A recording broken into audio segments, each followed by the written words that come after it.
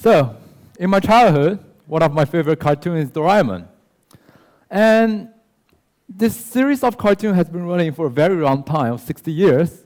And on its 40th anniversary, it surveyed a group of elementary schoolers asking about their favorite gadget. Now, fast forward 10 years, on their 40th anniversary, they asked the same group of students, well, now teenagers, about the same question again.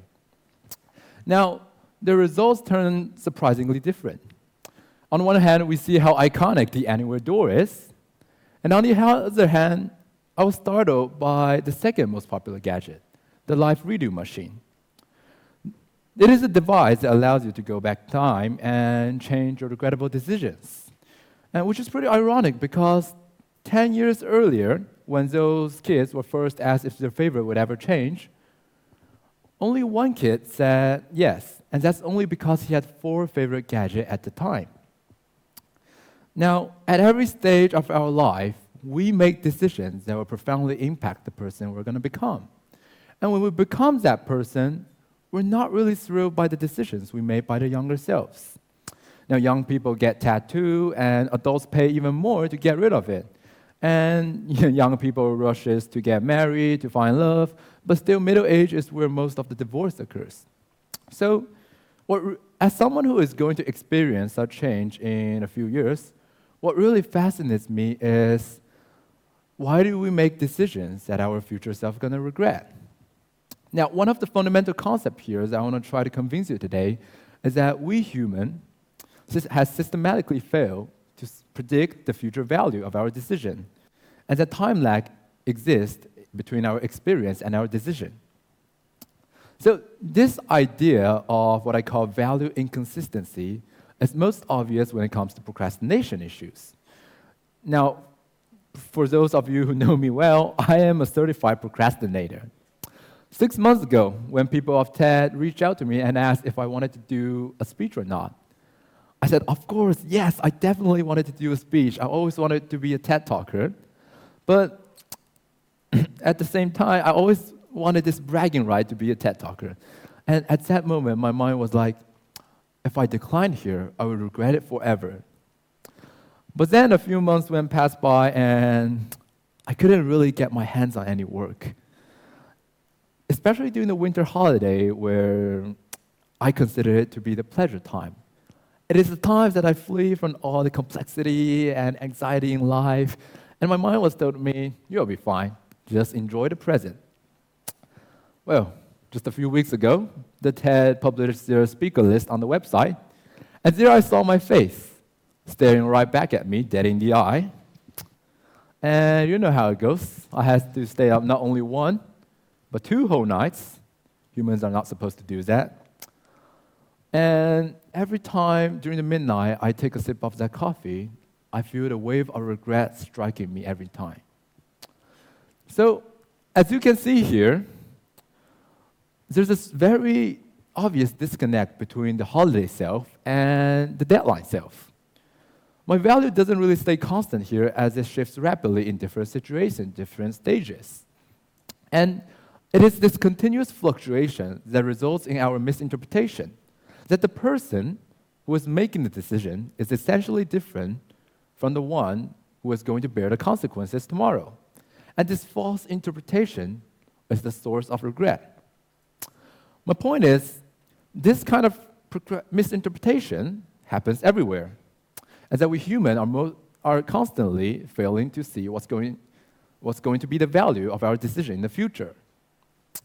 So, most of us believe that we are already in the final version of ourselves, that events and decisions really wouldn't change us by a lot.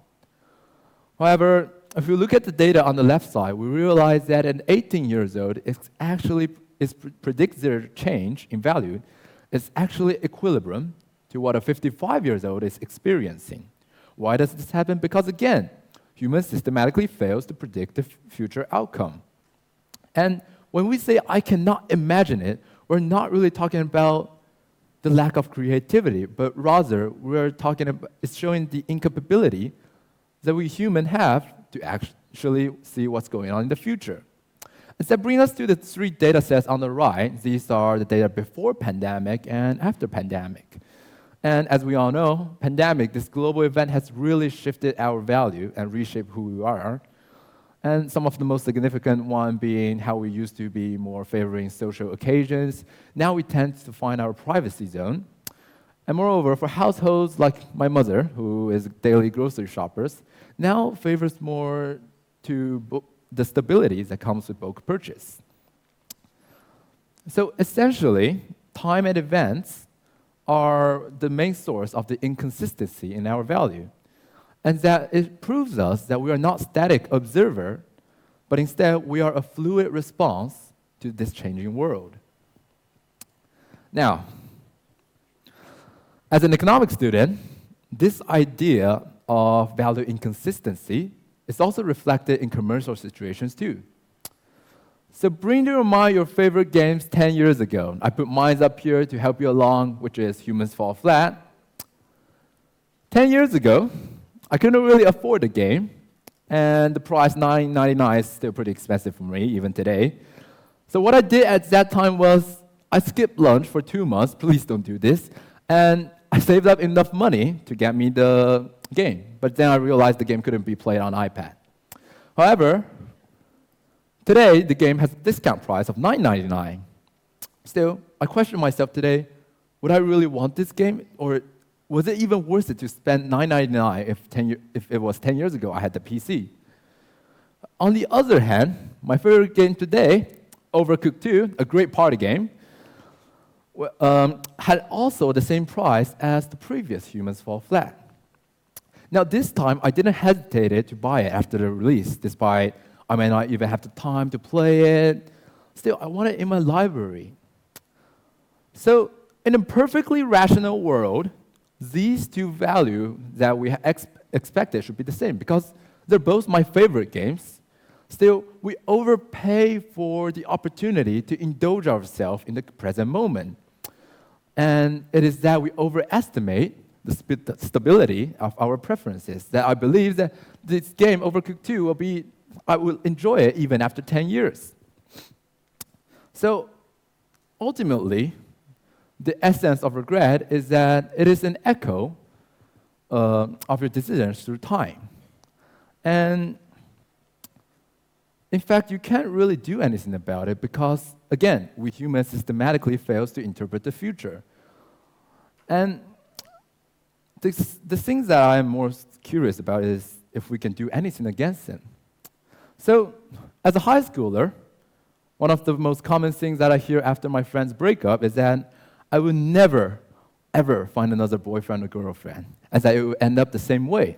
Well, I do have compassion for this feeling as I wasn't single at one point of my life, but now I am again. So, in the realm of philosophy, it is believed that we are all slaves of fate.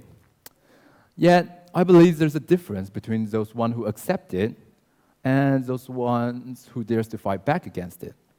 If we only look at the results of the regret, we tend to take shortcuts. And when we start taking shortcuts, we start losing sight of the meaning of the life, and eventually the motivation will also dies out. So the bottom line here is that regret is the echo of your decisions through time.